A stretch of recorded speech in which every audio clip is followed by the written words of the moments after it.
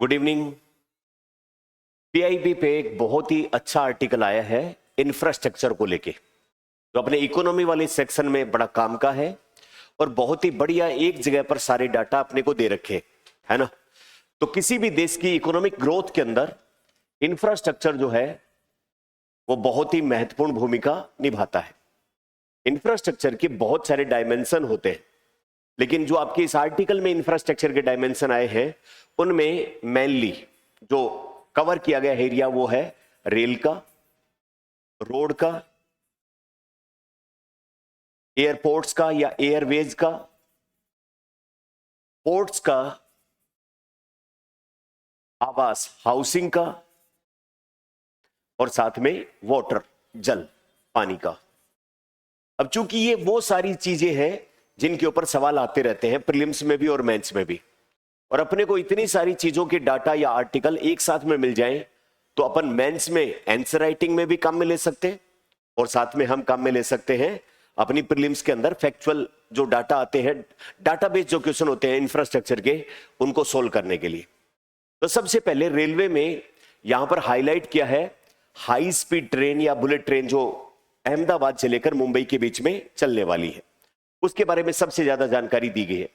फिर उसके बाद अमृत रेलवे स्टेशन, जो पुराने भारत के रेलवे स्टेशन हैं उनको दोबारा से एक तरीके से पुनर्निर्मित करके आधुनिक सुविधाओं युक्त बनाना, जो काफी पुराने हो गए थे, जर्जर हालत में थे, उसमें यात्री वेटिंग से लेकर के और यात्रियों के लिए अच्छे क्लीन टॉयलेट और बाकी सब सुविधाएं, जो दिव्यांग जन उनके लिए रैंप बनाने से लेकर के, पुल बनाने से लेकर, एलिवेटर बनाने से लेकर, लिफ्ट लगाने से लेकर, वो सारी कार्रवाइयां उनमें की गई। इसके अलावा रेलवे की सुरक्षा के लिए कवच डिवाइस 4.0 उसके बारे में जिक्र किया गया है। तो यहां पर जो है वो रेल वाले में हम डिटेल में बात करेंगे। जो अहमदाबाद और मुंबई की जो बुलेट ट्रेन है उसके ऊपर खूब सारी बात है। तो चूंकि अगस्त 2027 में ये ऑपरेशनल होने वाली है, मतलब काम करना शुरू करने वाली है, 2017 से ये चली थी, 10 साल लग गए। इसके बारे में काफी डिटेल है इस आर्टिकल में।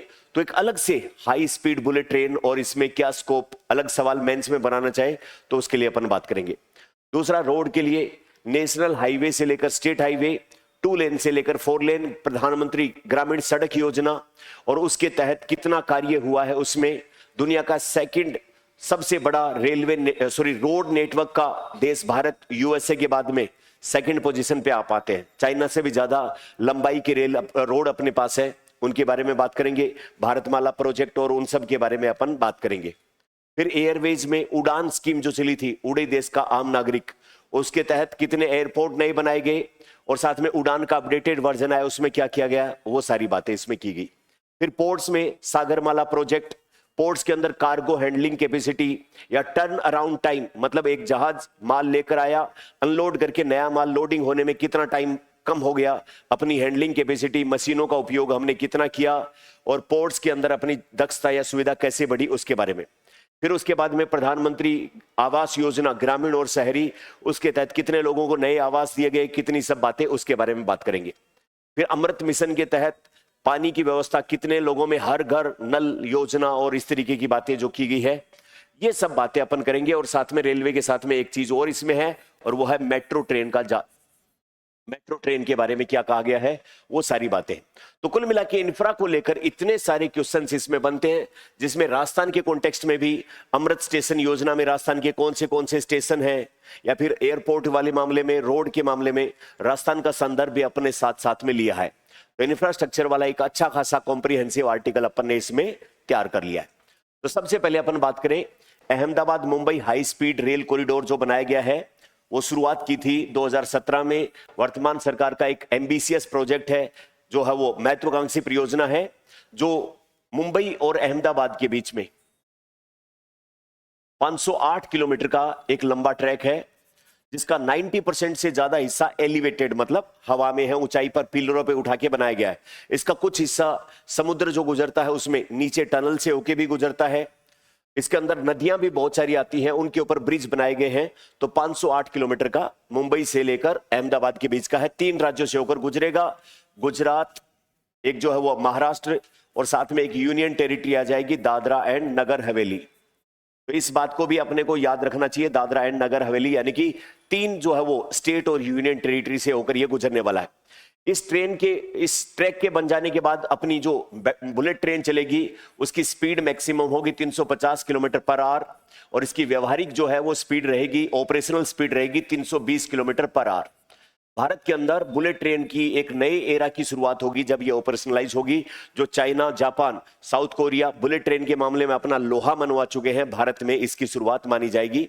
जापान के सहयोग से हम इसको विकसित कर रहे हैं, और इससे मुंबई और अहमदाबाद के बीच में लगने वाला टाइम जो है वो 2 घंटे से थोड़ा सा कम, 1 घंटा 58 मिनट्स, इतना टाइम जो है वो इसमें लगेगा। अभी शायद 5, 6, 7 घंटे लगते हैं, और 2 घंटे भी पूरे नहीं होने देंगे, 2 मिनट पहले ही पहुंचा देंगे अगले को।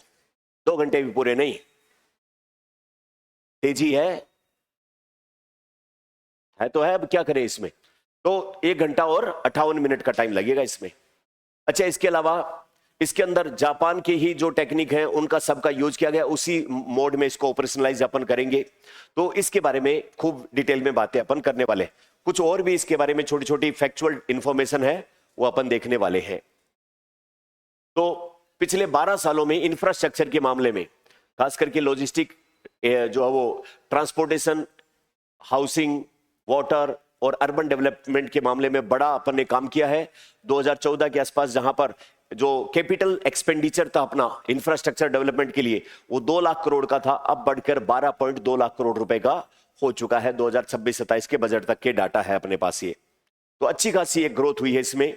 तो 2014-15 में रेलवे के लिए जो बजट था वो 32,000 करोड़ था, अब ये बढ़कर 2.78 लाख करोड़ रुपए का बजट हो चुका है। रेलवे का जो इलेक्ट्रिफिकेशन है, पहले इलेक्ट्रिफिकेशन जो है वो कम था, वो 20% से बढ़कर 99.6%, ऑलमोस्ट सारे जो रूट है इलेक्ट्रिसिटी के इलेक्ट्रीफाइड हो चुके हैं भारत के लगभग। ये एक इंपॉर्टेंट डाटा है, अपने को याद रखना चाहिए कि इंडिया के जो रेलवे के ट्रैक्स है उनका विद्युतीकरण या इलेक्ट्रिफिकेशन कितना हो चुका है, 99.6% तक हो गया है। भारत में नई जो ट्रेन चली है, नई क्वालिटी वाली वंदे भारत, जिनका पिछले दिनों देख रहे हर तीसरे दिन कोई न कोई उद्घाटन हो रहा था, तो 162 वंदे भारत, जिसमें बैठ के जो चेयर कार होती है उस पर बैठ के यात्री कर सकता है। 2 स्लीपर, जिनमें जो चेयर कार के साथ में यात्री लंबी दूरी की यात्रा करता सो के जा सकता है। और बेहतर अमृत भारत सेवाएं यानी कि नई ट्रेन 3 कैटेगरी में, एक तो कौन सी वंदे भारत, कितनी 162 स्लीपर वाली वंदे भारत 2, और अमृत भारत सेवाएं बेहतर, ये इनका स्टार्ट किया गया है। इसके अलावा कवच वो डिवाइस है जो एंटी कोलिजन, यानी कि रेलवे ट्रैक के ऊपर 2 ट्रेन आपस में भिड़ जाती हैं, गलत सिग्नलिंग की वजह से जान माल की भारी हानि होती है, तो उसको रोकने के लिए एंटी कोलिजन डिवाइस के रूप में कवच का मतलब ही होता है सुरक्षा देना। उसका 4था अपडेटेड वर्जन जो है वो कितने किलोमीटर के एरिया को कवर करने लग गया है, 2633 किलोमीटर एरिया के ऊपर अभी काम कर रहा है। मुंबई अहमदाबाद हाई स्पीड जो है वो 508 किलोमीटर ट्रैक होगा, और इसमें 350 किलोमीटर लेकिन ऑपरेशनल स्पीड होगी 320 किलोमीटर पर आवर की। अब इसमें ये एक पूरा आर्टिकल अपन ने बनाया, तो खूब सारी चीजें 2017 में स्टार्ट हुआ, 508 किलोमीटर 3 राज्यों से होकर गुजरेगी। एक इसमें जापानी शिनकैनसन ये टेक्निक का यूज किया जाएगा। ये क्या टेक्निक है, ये एक स्पीड से ट्रेन के ऑपरेशन को संभव बनाती है। यानी कि वहां पर जापान में क्या होता है, जो बुलेट ट्रेन चलती है वो रेलवे स्टेशन पर डेस्टिनेशन साइट पे पहुंचती है, और पहुंचते साथ अगले 10 मिनट में उसको दोबारा रवाना करने के लिए तैयार कर देते हैं। यानी कि वहां पर एक टीम बनती है सफाई कर्मचारियों की, उसकी जो भी रिफिलिंग करनी है, दोबारा पानी भरना है, जो करना है, जैसे एक रेसिंग ट्रैक के ऊपर जो रेसिंग कार होती है उसको बहुत कम समय में आगे दौड़ने के लिए तैयार कर दिया जाता है, वैसे ही हाई स्पीड टीम कोऑर्डिनेशन से उस ट्रेन की सफाई, रिफिलिंग, वो सारे काम, पुरानी चीजें हटाना, कूड़ा कचरा हटाना, उसको साफ कर देना, वो टेक्निक जो है उसका क्या बोलते हैं, शिनकैनसन टेक्निक बोलते हैं, उसको यूज किया जाएगा ताकि ज्यादा से ज्यादा ये इसको मुंबई और अहमदाबाद के बीच में फेरे या उसको चलाया जा सके। बाकी इसमें जो है वो सेफ्टी के नॉर्म्स बहुत ज्यादा यूज किए जा रहे हैं, और 350 किलोमीटर की तो हाईएस्ट स्पीड है, 320 किलोमीटर से चलेगी, 1 घंटा 58 मिनट का टाइम रहेगा। 2027 अगस्त में इसकी शुरुआत होने की स्पीड है। 12 रेलवे स्टेशन इसमें मुंबई और अहमदाबाद के बीच में पड़ने वाले हैं, 12 रेलवे स्टेशन से होकर गुजरेगी, तो जिसमें ठाणे, विरार, बोईसर, वापी, बिलीमोरा, सूरत, भरूच, वडोदरा, आणंद और अहमदाबाद, साबरमती। साबरमती जो रेलवे स्टेशन होगा उसको मल्टी मॉडल, यानी कि वहां से मेट्रो ट्रेन निकलेंगी, रेलवे स्टेशन के ऊपर जैसे बसें वगैरह कनेक्टिविटी होती है, मल्टीपल कनेक्टिविटी वाला रेलवे स्टेशन साबरमती में मल्टी मॉडल हब के रूप में डेवलप किया जाएगा इसको। इसके अलावा इससे रिलेटेड 90% इसका जो कॉरिडोर होगा वो एलिवेटेड, यानी कि नीचे अगर अपने जाएं जमीन के ऊपर अगर ये बना दें तो भाई कोई गाय भैंस भेड़ बकरी वगैरह टकरा जाती हैं, जानवर वगैरह अपने, और कोई नहीं तो रीली बनाने लग जाते हैं नीचे अगर हो तो, इस तरीके के काम बहुत ज्यादा होते हैं, तो इसलिए हवा में ही रखा है इसका। 90% कॉरिडोर जो है वो क्या होगा, हवा में। इसमें जो पिलर के ऊपर बनाए जाते हैं, जिनके ऊपर ये रेलवे ट्रैक बनाया, उस टेक्निक का नाम रखा है फुल स्पान लॉन्चिंग मेथड। तेजी से जो है वो एलिवेटेड कॉरिडोर बनाने के लिए जो पुलिया वगैरह बनाते हैं अपन, तो इसमें वो विभिन्न प्रकार के जो एक के बाद दूसरे वो सीमेंट के बने हुए ब्लॉक्स रखते हैं, तो जोड़ने वाली जो टेक्निक है वो पहली बार तेजी से काम करने के लिए, तो जापान की सिकानसेन तकनीक जिससे बहुत तेजी से ये काम होगा, तो इसमें 3 रोलिंग स्टॉक डिपो होंगे, साबरमती, सूरत और ठाणे, जहां पर कुछ इस तरीके की चीज जो इस रेल की सुविधा के रूप में या केटरिंग के रूप में या किसी भी रूप में जो सुविधा उपलब्ध कराते हैं, उसमें 25 नदियों के पुल पड़ते हैं इस पे और 28 स्टील ब्रिज बनाए गए हैं। लगभग 21 किलोमीटर का जो है वो टनल सेक्शन, यानी कि जो समुद्र वाला एरिया है उसके नीचे से भी गुजरेगी। इसमें से 25 किलोमीटर टनल सेक्शन में से 7 किलोमीटर एरिया तो वो है जो भारत में पहली बार अंडर सी रेलवे टनल जो है वो समुद्र के पानी के नीचे से टनल बनाई गई है उसमें। अब टनल निर्माण के लिए जो 2 टेक्निक यूज की गई हैं जो सामान्यतः यूज की जाती है, एक तो टनल बोरिंग मशीन जो बहुत बड़ी सी एक मशीन होती है, वो गोल गोल घूमती रहती है, और एक दूसरी है न्यू ऑस्ट्रियन टनलिंग मेथड, जिसमें टनल बनाते टाइम पर एक साथ में पूरा, पहले क्या होता था जैसे सुरंग को खोदा और फिर पूरी को एकदम से वो कंक्रीट सीमेंट से उसका कवर तैयार किया। अब इसमें न्यू ऑस्ट्रियन टेक्निक में क्या होता है, टनल खोदी और फिर चेक करते हैं यहां पर मिट्टी ढह सकती है क्या, यहां पर ढह सकती है क्या, तो मिनिमम सपोर्ट के सहारे, मतलब पूरी को सीमेंट कंक्रीट से ऐसे कवर करने की जरूरत नहीं है, उसकी चट्टानों की नेचर को देखिए कि ये नीचे ढह सकती है नहीं ढह सकती है, जहां पर कमजोर हिस्सा दिखता है वहां सपोर्ट दे दिया जाता है और बाकी तेजी से काम किया जाता है। इस टेक्निक को बोलते हैं न्यू ऑस्ट्रियन टेक्निक, जो यूरोप के ऑस्ट्रिया देश में विकसित की गई थी। और ये जो मेथड है ये तेजी से सुरंग बनाने के लिए काम का है, क्योंकि जितना सुरंग खोदा फिर उसके ऊपर सीमेंट कंक्रीट का घोल आपने बिछाया और वो सारा कवर तैयार किया, उसके बजाय जहां जहां कमजोर हिस्सा है सिर्फ उसी हिस्से को सील करने के बाद बाकी सब आगे बढ़ते चले जाते हैं, जिससे टनल ढहती भी नहीं और भी बहुत सारी।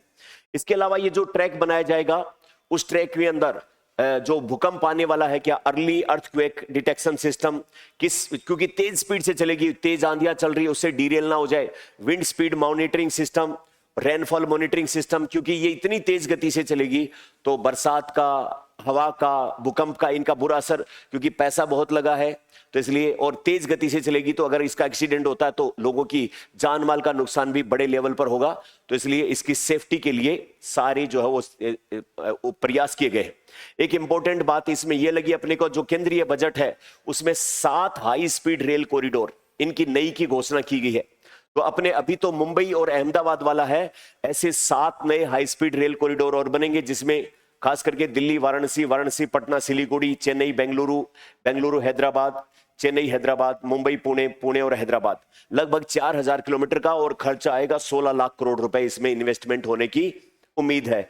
ये 7 high speed railway corridor very important है अपने लिए, क्योंकि एक फैक्चुअल सवाल यही बनता है कि बजट 2026-27 में सरकार के द्वारा कितने नए हाई स्पीड रेल कॉरिडोर की घोषणा की, 7, तो ये 4000 किलोमीटर के आसपास होगा और इसमें 16 लाख करोड़ रुपए इन्वेस्ट होने की जो है वो संभावना जताई जा रही है।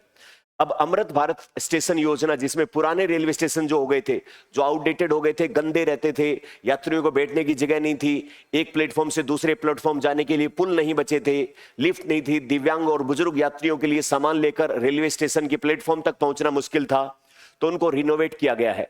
तो इस अमृत भारत स्टेशन योजना के तहत कितने स्टेशनों का, 1340 का किया जा रहा है। अब इसमें से कितने स्टेशन का काम पूरा हो चुका है, 261। आप भी देख रहे होंगे कहीं रेलवे स्टेशन वगैरह यात्रा कर रहे हो तो पहले की तुलना में कुछ नए हो गए हैं रेलवे स्टेशन। हाँ, तो अमृत भारत स्टेशन योजना जो है वो 17 जुलाई को प्रधानमंत्री ने जलंधर पंजाब में 20 राज्यों के 75 जो एक साथ में रिनोवेट हो चुके हैं उनको राष्ट्र को समर्पित, मतलब उद्घाटन टाइप कर दिया, वीडियो कॉन्फ्रेंसिंग के माध्यम से कोई बटन बटन दबा दिया और कह दिया मित्रों मौज करो, है ना। अब राजस्थान के जो 8 अमृत स्टेशन इसके तहत रिनोवेट हुए थे इन 75 में से, वो 8 कौन कौन से थे, ये अपने लिए फिर सवाल बन गया। 8 कौन से हैं, कौन सा नहीं है, तो उसके अंदर एक सवाल बनता है। तो कौन कौन से प्रधानमंत्री जी ने अभी 17 जुलाई को, क्योंकि रिसेंट है अपने लिए, इसको जो है वो अभी 20 राज्यों के 75 जो है उसमें किस किस को है, गोटन, डीग, सोमेश्वर, दौसा, खेड़तल, बाड़मेर, जैसलमेर और गंगापुर सिटी, ये 8 जो है वो अमृत स्टेशन इसमें शामिल है।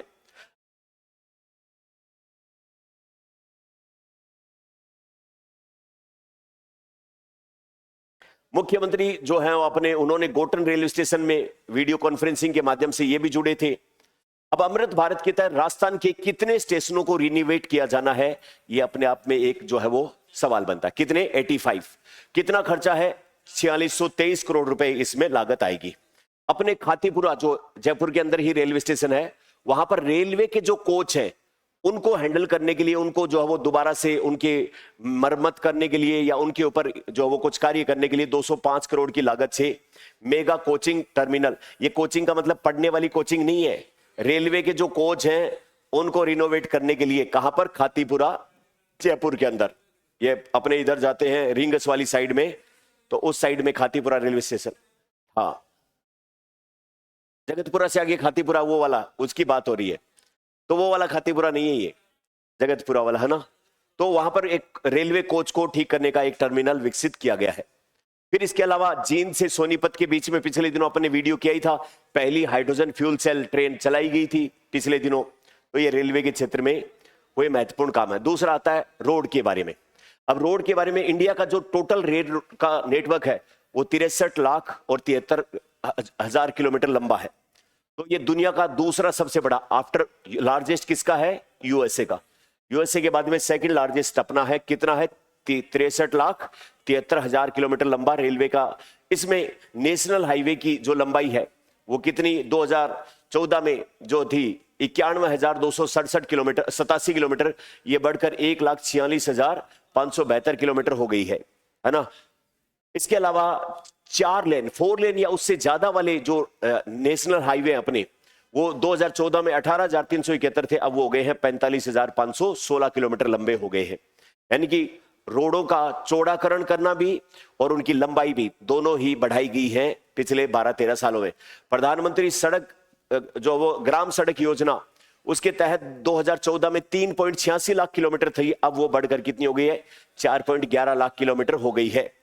अब 2024 में प्रधानमंत्री ग्रामीण सड़क योजना का जो चौथा टारगेट, जिस पे अपन ने बनाया था, एक वीडियो भी बनाया था, जो आदिवासी बस्ती और जो रिमोट एरिया उनको जोड़ेंगे, उसके तहत अभी तक जो किसी भी तरीके से 12 महीने पक्की सड़क से जो जुड़ने से विहीन रह गई थी बस्तियां, जो आदिवासी गहरे वनों में या बिल्कुल ऑफ रोडिंग रहते हैं, उनके 25,000 से ज्यादा ऐसी जो कॉलोनीज हैं उनको अब कनेक्ट किया जाएगा, उनको कनेक्टिविटी दी जाएगी। प्रधानमंत्री ग्रामीण सड़क योजना का कौन सा फेज है? ये चौथा, जिसका मेन टारगेट क्या है? जो बिल्कुल ही ऐसी कॉलोनीज जहां पर पक्की सड़क 12 महीने जो काम कर पाए वो अभी तक नहीं पहुंची है, ऐसी 25,000 कॉलोनीज को जोड़ने का टारगेट इसमें रखा गया है। भारतमाला जो पूरी तरीके से भारत को जो वो हाईवे कॉरिडोर या डेडिकेटेड फ्रेट कॉरिडोर जिसको कहते हैं, माल वाहन जहां पर सुविधा की जा सके, उसके तहत 22,590 किलोमीटर की सड़कें पूरी होने का कार्य हो चुका है। भारतमाला प्रोजेक्ट अपने पश्चिमी राजस्थान गुजरात से कनेक्ट करता हुआ जहां पर तेजी से परिवहन किया जा सके, ताकि माल ढुलाई पोर्ट तक पहुंचाए और पोर्ट से जो माल आए उसको शहरों तक पहुंचाया जा सके, उससे संबंधित। फिर उसके बाद में रेलवे और सड़क के साथ साथ में ब्रिज और पुल, ये भी महत्वपूर्ण भूमिका निभाते हैं, जीवन को आसान करते हैं और लंबी दूरी के जो चक्कर लगा के आते हैं उनको कम करते हैं। तो कुछ इंपॉर्टेंट ब्रिज बनाए गए, जिसमें चेनाब नदी के ऊपर बनने वाला ब्रिज विश्व का सबसे ऊंचा रेलवे का आर्क ब्रिज है। ये इंपॉर्टेंट फैक्ट है। आर्क ब्रिज जो बनाए जाते हैं जो कैंटिलीवर ब्रिज से थोड़े से अलग होते हैं।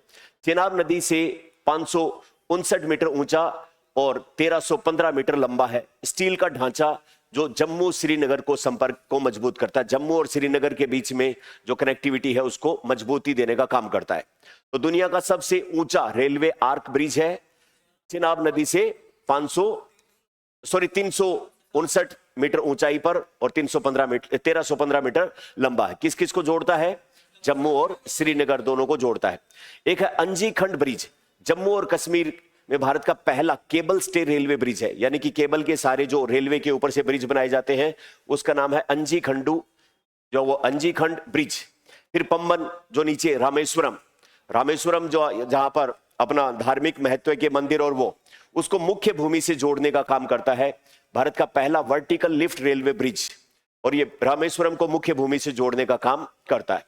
2.7 किलोमीटर लंबा और 72.5 मीटर का वर्टिकल लिफ्ट स्पेन वाला पुल है जो उड़ जाता है और वापस से वहीं पर जाकर टिप जाता है। अब उसके बाद में है जेड मोर है सोनमर्ग, जो एक तरीके से सुरंग है जो जम्मू कश्मीर जो है वो जहां पर लगातार बर्फबारी होती रहती है, उससे हर मौसम में आवागमन सुविधा, जिससे कि आर्मी को भी तेजी से वहां पर रिएक्ट किया जाए, पैरामिलिट्री फोर्सेस और यात्री वगैरह भी वहां से आ जा पाए, तो उसके लिए जो सोनमर्ग जो है वो सुरंग 12 किलोमीटर लंबी है, जिससे लद्दाख की ओर आना जाना बेहद आसान हो जाता है।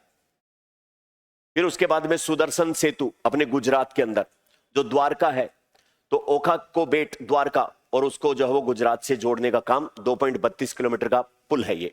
अटल सुरंग अभी पिछले दिनों अपन ने इसके बारे में किया ही थे, मनाली को लाहौल और स्पीति से जोड़ने का काम हिमाचल प्रदेश में है, जो 10,000 फीट से ऊंचाई पर दुनिया की सबसे लंबी सुरंग है, सबसे लंबाई वाली सुरंग है, 9.2 किलोमीटर लंबी।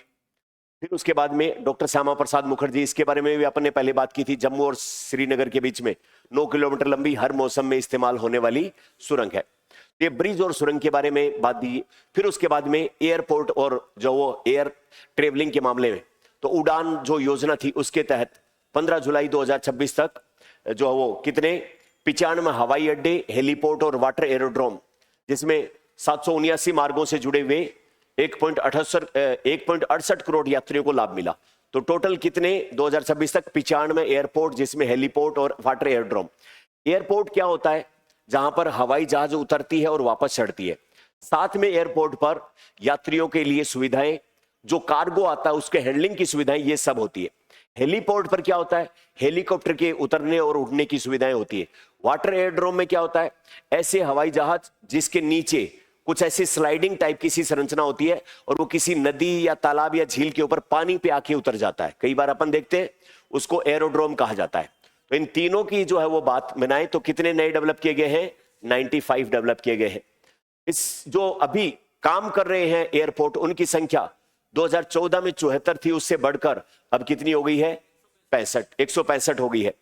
तो इसका मतलब नए 95 एयरपोर्ट और ज्यादा, इसके साथ एयरपोर्ट के अलावा हेलीपोर्ट और वाटर एरोड्रोम, ये सब मिला के पिछले 12 सालों में 95 विकसित हुए हैं। और एयरपोर्ट जो ऑपरेशनल है, जो काम कर रहे थे, उनकी संख्या 74 से बढ़कर 165 हो गई है। 2014 के बाद 25 नए, बिल्कुल नए बनने वाले, एक तो होता है ब्राउन फील्ड, एक ग्रीन फील्ड। ग्रीन फील्ड मतलब जो नए सिरे से नए बनाए जा रहे हैं, उनकी अनुमति मिली है 25 की। डीजी यात्रा जो 38 हवाई अड्डों पर सक्रिय, यानी कि यात्री और उससे संबंधित जानकारी और उससे रिलेटेड जो भी चीजें हैं वो डिजिटल फॉर्मेट में उपलब्ध कराए। तो डीजी यात्रा जो पोर्टल है 38 हवाई अड्डों पर जो ज्यादा कटिंग एज और एडवांस यात्री अनुभव और जो हवाई जहाज से जुड़े हुए ऑपरेशन है उनको आसान बनाता है।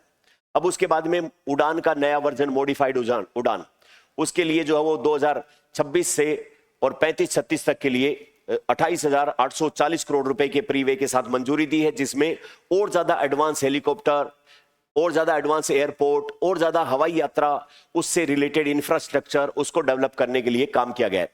लक्ष्य क्या है? 100 नए हवाई अड्डे बनाना और 200 नए आधुनिक हेलीपैड बनाना, जो 12 महीने हर मौसम में काम कर पाए। तो मॉडिफाइड उड़ान या संशोधित उड़ान पिछले दिनों अपन ने किया भी था, जिसमें 100 नए एयरपोर्ट और 200 नए हेलीपोर्ट नए डेवलप किए जाने। फिर मेट्रो को लेकर शहरी क्षेत्रों में देखें तो मेट्रो नेटवर्क जो अपने देश में 2014 में 248 किलोमीटर था, वो अब बढ़कर 1155 किलोमीटर सभी शहरों का हो गया है। मेट्रो शहर जो 2014 में 5 थे, अब उनकी संख्या हो गई है 26। दैनिक मेट्रो यात्री जो है उनकी संख्या बढ़कर हो गई है 1 करोड़ और 15 लाख मेट्रो यात्री। कोलकाता भारत का पहला ऐसा शहर बन गया है जहां पर अंडर वाटर मेट्रो सुरंग का उद्घाटन यानी कि शुरुआत पिछले दिनों अपन ने की थी। कोची जो केरल में है, भारत की पहली वाटर मेट्रो, यानी कि वो मेट्रो जो पानी के ऊपर कुल मिला के एक नाव जैसी ही है, कश्ती है, और जिसपे क्या है, मेट्रो जैसी सुविधा है। ऐसे अनाउंसमेंट होंगे, दाहिने हाथ को इस बार वो वाला जो आइलैंड आएगा, इस बार वो आएगा, इस बार वो आएगा, पानी में जोड़ते हुए चलेगी। कुल मिला के नाव है, उसको क्या नाम दे दिया? मेट्रो। अंडर वाटर कौन है? कोलकाता। और वाटर मेट्रो चलाने वाला कौन है? कोची। इसके ऊपर भी अपन ने किया था। फिर उसके बाद बंदरगाह और सागरमाला जो उससे रिलेटेड। तो अपनी जो पहले हैंडलिंग क्षमता यानी कि कार्गो, बंदरगाहों पर क्या होता है? जहाज सामान भर के लाते हैं, वहां पर अनलोड करते हैं, नया सामान लोड होता है और दूसरे देश के लिए निकल जाते हैं। तो 873 million metric ton per annum, हर साल 773 मिलियन मीट्रिक टन की क्षमता थी कार्गो लोड और अनलोड करने की। अब वो बढ़ाकर कर दी है 1728 million metric ton per annum, इतनी कर दी है। जहाज एयरपोर्ट में घुसा, उसमें से सामान अनलोड हुआ, नया सामान लोड हुआ और बाहर निकला, इसको कहते हैं औसत टर्न अराउंड टाइम। पहले एक जहाज के लिए था ये 94 घंटे। जहाज आया पोर्ट पर, उसमें जो माल लदा हुआ उसको अनलोड किया, नया माल उसमें भरा, कोई मेंटेनेंस वगैरह है तो वो की, और नया माल भर के जहाज निकल गया। ये क्या कहलाता था? Time, average turn around time. पहले इसमें कितना टाइम लगता था? 94 घंटे। अब ये घटकर 2 दिन यानी कि 48.8 घंटे रह गया है। उसके बाद में सागरमाला प्रोग्राम के तहत पोर्ट आधारित विकास, तटीय कनेक्टिविटी और लॉजिस्टिक को बढ़ावा, यानी कि पोर्ट आधुनिक करना, पोर्ट वेज को ज्यादा आपस में कनेक्ट करवाना, हवाई जहाजों की पानी के जहाजों की मेंटेनेंस या उससे संबंधित जो भी गतिविधियां हैं वो सागरमाला प्रोजेक्ट चला और उसके माध्यम से और ज्यादा एडवांस किया गया है। नेशनल वाटरवेज, जो नदियों के माध्यम से, समुद्रों के माध्यम से यात्री परिवहन और कार्गो के परिवहन के लिए विकसित किए गए थे, जो 2014 में सिर्फ 5 थे, उनकी संख्या 111 हो गई है और जिनमें से 32 अभी ऑपरेशनल हो गए हैं। वाटरवेज बनाने के लिए क्या करना पड़ता है? जहाज अच्छे से चल पाए उसके लिए कहीं पर गहराई कम है तो वहां से खुदाई करनी पड़ती है, वहां पर जो है वो उसका प्रॉपर पोर्ट कहीं पर आके रुके, उस पर सुविधाएं विकसित करनी पड़ती है। जैसे रेल के लिए विकसित करनी पड़ती है, एयरपोर्ट के लिए करनी पड़ती है, सड़क के लिए करनी पड़ती है, वैसे ही जहाज, वो जो पानी वाले जो जहाज है उनके लिए भी विकसित करनी पड़ती है। तो अभी वाटरवेज की संख्या कितनी हो गई है? 111। ऑपरेशनल कितने हैं? 32 है। अब भारत 2025 में विश्व में नंबर 1 शिप रिसाइकलिंग जो वो नेशन बना। पुराने शिप को तोड़ के नए शिप बनाना और जो है उसकी रिसाइकलिंग में, तो विश्व में अपनी हिस्सेदारी 2024 में 30.1 से बढ़कर अब 35.4 हो गई है। अब भारत मेरीटाइम जो इंश्योरेंस पुल है, यानी कि ये जो जहाज वगैरह चलते हैं पानी में, डूब जाएं, एक्सीडेंट हो जाएं, किसी ऐसी विशेष परिस्थिति में फंस जाएं जिससे कि कार्गो के रूप में भरा हुआ जो माल है वो नष्ट हो जाए, तो जो भेज रहा है उसको नुकसान हो, जो आगे मंगवा रहा है उसको नुकसान हो, तो उस केस में जहाजों का इंश्योरेंस किया जाता है। तो जहाजों में लदे हुए सामान प्लस जहाज दोनों का इंश्योरेंस किया जाए, उसके लिए भारत मेरीटाइम इंश्योरेंस पुल जो है 2026 में शुरू किया गया। जो कार्गो, इससे ट्रांसपोर्टेशन बिजनेस से रिलेटेड लोग हैं, उनको एक तरीके से सिक्योरिटी बनी रहे, कल को नुकसान हो तो उस केस में भरपाई की जा सके। अब उसके बाद में है लॉजिस्टिक। लॉजिस्टिक क्या होता है?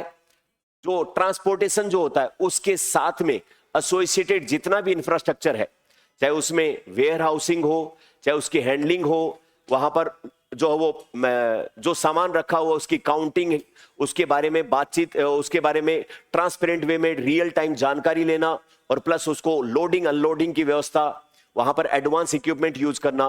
तो यानी कि लॉजिस्टिक एक बड़ा शब्द है जिसमें ट्रांसपोर्टेशन तो शामिल है ही है, साथ में माल को स्टोर करना, उसकी मॉनिटरिंग करना, उसकी रियल टाइम जानकारी रखना, उसको अगली जगह पहुंचाना, वहां पर अनलोड करना, वहां पर वेयर हाउस बनाना और हाउस होल्ड तक, लास्ट ग्राहक तक पहुंचाना।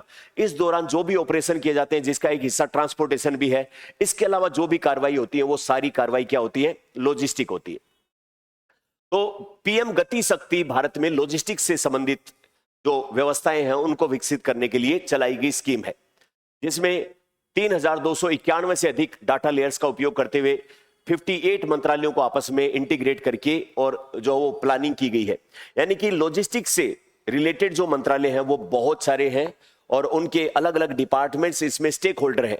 कोई जमीन की अनुमति देता है, कोई रोड की अनुमति देता है, कोई इलेक्ट्रिफिकेशन करता है, कोई सुविधाएं विकसित करता है, किसी का सामान जा रहा है, कोई फाइनेंशियल एक्टिविटी देखता है। तो ऐसे 58 मंत्रालय और विभाग अलग अलग एक साथ इकट्ठी करके, तो इसका मतलब होल ऑफ गवर्नमेंट कंसेप्ट होता है जिसमें सारी सरकार के अलग अलग मंत्रालय और विभाग शामिल होते हैं। तो पीएम गति शक्ति योजना होल ऑफ गवर्नमेंट मॉडल के ऊपर आधारित, उससे लॉजिस्टिक को बेहतर बनाना। किसी भी देश में लॉजिस्टिक एक्टिविटी, लॉजिस्टिक का इंफ्रास्ट्रक्चर जितना ज्यादा एडवांस होता है, उस देश में उतनी ही तेजी से चीजों को एक से दूसरी जगह पहुंचाया जा सकता है, उस देश में उतना ही ज्यादा एफिशिएंटली गुड्स की डिलीवरी की जा सकती है, एक्सपोर्ट इंपोर्ट किया जा सकता है, उस देश की इकोनॉमिक जो स्पीड है वो उतनी ही ज्यादा बेहतर होती है। तो लॉजिस्टिक एक इंपॉर्टेंट पिलर है इंफ्रास्ट्रक्चर में, जिसको एडवांस करने के लिए पीएम गति शक्ति योजना, जिससे संबंधित जितने भी मंत्रालय और विभाग स्टेक होल्डर हैं उन सबको एक साथ में लाया गया है। तो ये जो वो इसी के तहत जो लॉजिस्टिक को ही एडवांस करने के लिए ऐसे इंडस्ट्रियल पार्क बनाए गए हैं जहां पर वो सब सुविधाएं हैं, जहां पर जाना है, मशीनें रखनी और प्रोडक्शन स्टार्ट कर देना है। ऐसे इंडस्ट्रियल पार्क जिसमें जो मैन्युफैक्चरर है वो सीधा जाए, मशीनें इंस्टॉल करे और जाके काम शुरू कर दे, ऐसी सुविधाओं को क्या कहते हैं? प्लग एंड प्ले सुविधाएं कहते हैं।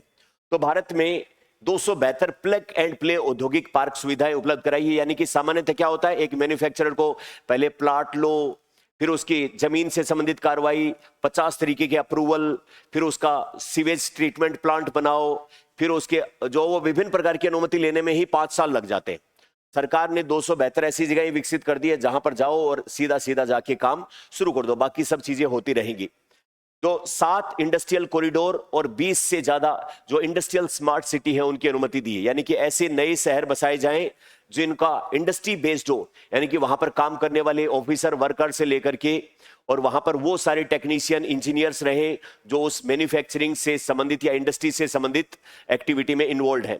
तो ऐसे 20 नए शहर और इन 20 नए शहरों को आपस में कनेक्ट करने वाले 7 इंडस्ट्रियल कॉरिडोर, इनकी स्थापना का प्रावधान दिया गया है। भव्य योजना के बारे में अपन ने किया था पिछले दिनों। इसी प्रकार जो है वो पीएम मित्रा, जिसमें एक तरीके से केमिकल और दूसरी सब चीजें, वस्त्र पार्क जो है उनके लिए अप्रैल और वो सब चीजें, 7 नए मित्र पार्क, 100 नए जो वो भव्य योजना के तहत इंडस्ट्रियल कॉरिडोर इंडस्ट्रियल सिटी बनाए जाने के प्रावधान इसमें है। फिर उसके बाद में जल, आवास और शहरी विकास, जल जीवन मिशन जो चल रहा है उसके तहत हर घर नल योजना में जो जल कवरेज है 3.23 करोड़ परिवार 2019 में थे, अब वो बढ़कर 15.91 करोड़ परिवार इसमें आ गए हैं। जल जीवन मिशन इसका दूसरा वर्जन जो है उसको मार्च 2026 में मंजूरी मिली और अब इसको बढ़ाकर दिसंबर 2028 तक के लिए कर दिया गया। ये अपन ने किया भी था। उसका कुल जो इसका वर्जन आएगा जल जीवन मिशन 2 का, उसमें जो खर्चा होने वाला है 8.69 लाख करोड़ रुपए इसमें खर्च आएगा। आवास के लिए प्रधानमंत्री आवास योजना अर्बन और ग्रामीण दोनों है। तो अर्बन में 2026 में 99.25 लाख घर पूरे कर दिए गए हैं लोगों को, और जो पीएम प्रधानमंत्री आवास योजना अर्बन जो दूसरा फेज इसका चलेगा उसमें 96% जो घर हैं वो महिलाओं के नाम पर अलॉट किए गए हैं। इसी प्रकार ग्रामीण में जो स्वीकृत किए गए घर हैं उनकी संख्या 3.91 करोड़ से बढ़कर कितनी हो चुकी है, 3.91 करोड़ में से 3.13 लाख करोड़ घर पूरे हो चुके हैं। और ग्रामीण के तहत 75% जो घर दिए गए हैं वो महिलाओं के नाम पर या महिला और पुरुष, पति और पत्नी दोनों के जॉइंट जो वो उसमें दिए गए हैं। तो ये कुछ इंपॉर्टेंट अपने लिए डाटा है। स्मार्ट सिटी मिशन वाला बहुत ज्यादा इस पे अपन, क्योंकि इस पे इतना ज्यादा बातचीत हो भी नहीं रही है तो बातचीत नहीं करेंगे। अर्बन और ग्रामीण जो आवास है उसके ऊपर डाटा जरूर अपने को याद रखना चाहिए। अब बताओ दिखा, इसमें क्वेश्चन सोल्व करो। सारे ठीक है क्या? ये सारे तथ्य ठीक है? ठीक है, तो अगला बताओ। तो हाई स्पीड कॉरिडोर कितने प्रस्तावित किए हैं? 7। अब राजस्थान में अमृत सरोवर योजना के तहत कितने? 75 किए गए हैं, 85 किए गए हैं, कितने? 75 किए गए हैं, पक्का याद आपको? ठीक है।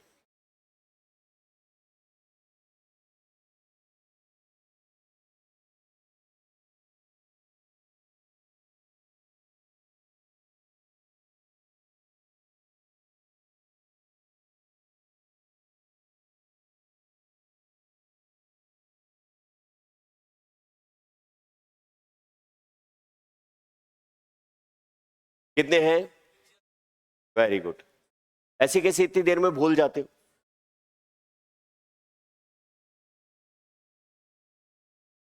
कर दो सही इसको। 85, 85। अब ये बताओ दिखा, कौन सा नहीं है 8 अमृत सरोवर जो अभी 17 जुलाई को? अजमेर नहीं है? अब ऑपरेशनल हवाई अड्डों की संख्या के संबंध में कौन सा सही हो गया है?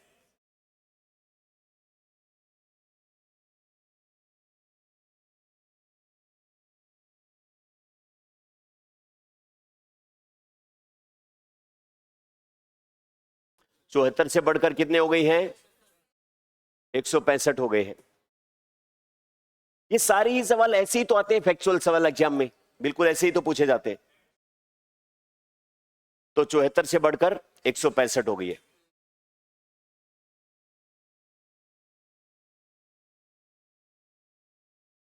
अब ये मेंस के लिए बनता है, भारत का इंफ्रास्ट्रक्चर विकास केवल कनेक्टिविटी विस्तार तक सीमित न रहकर कैपेसिटी डेवलपमेंट, इंटीग्रेटेड डेवलपमेंट की दिशा में आगे बढ़ रहा है।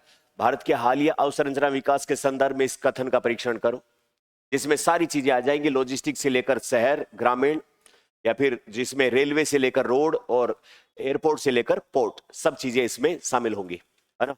तो इस क्वेश्चन को आप जरूर लिखिए इस आर्टिकल पर बेस्ड, और इसी में जो है वो इसी को थोड़ा सा और घुमा दे, ऐसे के हिसाब से लैंग्वेज बना से किसी भी देश को तेजी से विकास करने के लिए इंफ्रास्ट्रक्चर महत्वपूर्ण भूमिका निभाता है।